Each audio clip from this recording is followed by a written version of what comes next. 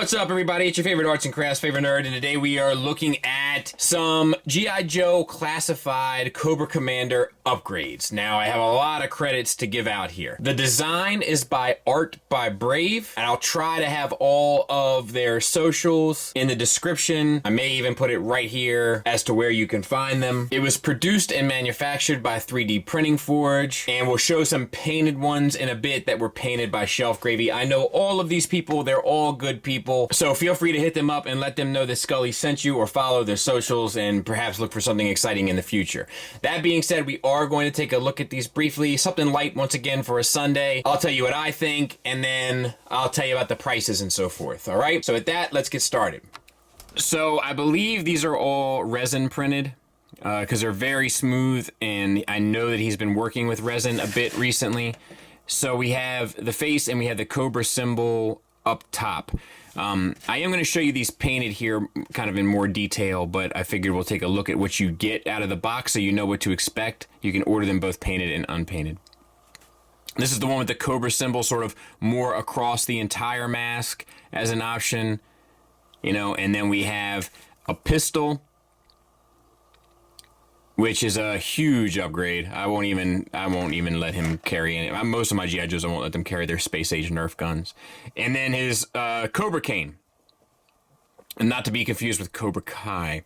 And it's nice enough, you know, like they're cool. They all are appropriate. They all are kind of the accessories that we want, and arguably the accessories we deserve that we did not get. Now let's take a look at them painted. So these are them painted by Shelf Gravy. And he did a great job. The skin tone is in there, you know, the eyes, iris, pupil, eyebrows, etc. The snake is painted clean. And it gives you, I think, a much better idea of what kind of to expect. You know, if you paint it yourself or you order them to be painted, you know, it'll give you kind of a better idea as to what to look forward to. So there's that one. That one, once again, is with the Cobra head on top of the forehead. I love like the scowl that you can make out underneath of the cloth of his mask. And then we have this one. Once again, really well painted. I'll be honest, this one isn't quite as clean in its production as the other one, in my opinion, but it's also probably far more challenging with all of those snake lines and so forth. There's even a layer of gloss on the eyes. So spare no expense, you know what I mean? But they did a good job. And then you get the gun. The gun has, I think, probably just the dry rub, I guess painted black, and then has the dry brush over top. No issues there. Quick, easy, and effective. And then you get the cane, which is sort of just painted gold. But clean, sharp, and smooth. I have a tendency to kind of be impatient and slop paint on, but this is obviously, you know, thin, well-applied layers and makes the sculpt kind of pop, especially all of those details that are in the Serpent head itself. So real quick, that's my Cobra Commander. There it is with the snake kind of large and in charge across the face mask, which will hopefully give you an idea. And with my preference of the two, which would be with the smaller snake across the forehead. And now we'll kind of wrap it up and have some final thoughts.